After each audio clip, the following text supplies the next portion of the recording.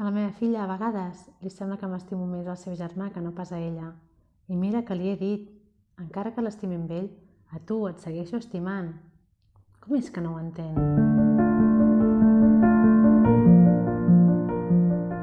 Hola, sóc la Judit de la tribu i estic aquí perquè tinc ganes de compartir amb tu eines i recursos que ens ajudin a créixer, en aquest cas que ens ajudin a comunicar-nos millor amb els nostres fills, perquè realment puguem fer-los arribar els missatges que volem que els hi arribin.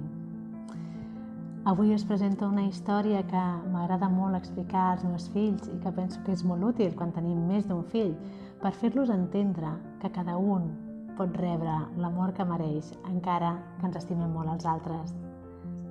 Som-hi! Hi havia una vegada fa molts i molts anys, en un país molt llunyà, una espelma que vivia sola i era molt feliç i brillava i brillava. Un dia aquesta espelma va conèixer una altra espelma i se la va mirar i se'n va enamorar. I sabeu què va fer? Li va donar tot el seu amor, tot el seu amor, tot el seu amor. I junts van brillar. S'estimaven tant l'espelma i l'espelmo que van decidir tenir una espelmeta. I la mare va decidir donar-li tot el seu amor, tot el seu amor, tot el seu amor. Però fixeu-vos que es va quedar sense amor el pare. No, en seguia tenint. I la mare que es va quedar sense amor, no, en continuava tenint.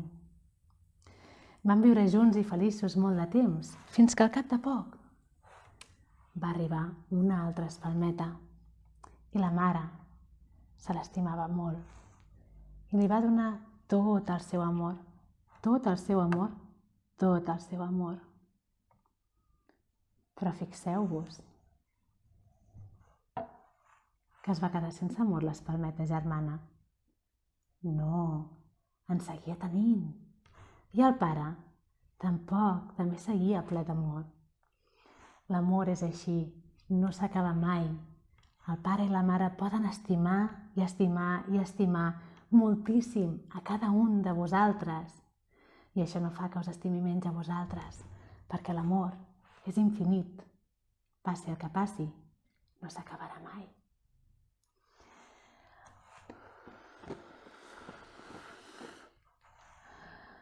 Espero que us hagi agradat aquesta història.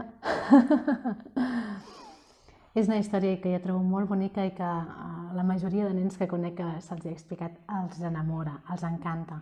Per què ens funciona tan bé parlar a través d'una història? Perquè llavors parlem el llenguatge dels nens. Els nens no es comuniquen de la mateixa manera que nosaltres, no perceben i no reben els missatges de la mateixa manera que nosaltres. I a través de les històries, a través dels contes, a través del joc simbòlic, de la representació, és com podem aconseguir arribar més endins, més al fons de la seva comprensió. Així que t'animo a canviar les paraules al encara que m'estimi el teu germà, et segueixo estimant a tu, per una història que el pugui fer sentir el que realment li vols dir. Espero que t'hagi agradat i espero poder seguir compartint amb tu moltes més coses amb més vídeos. Ens pots seguir al Facebook, a l'Instagram o al YouTube i en trobaràs molts més. Fins aviat!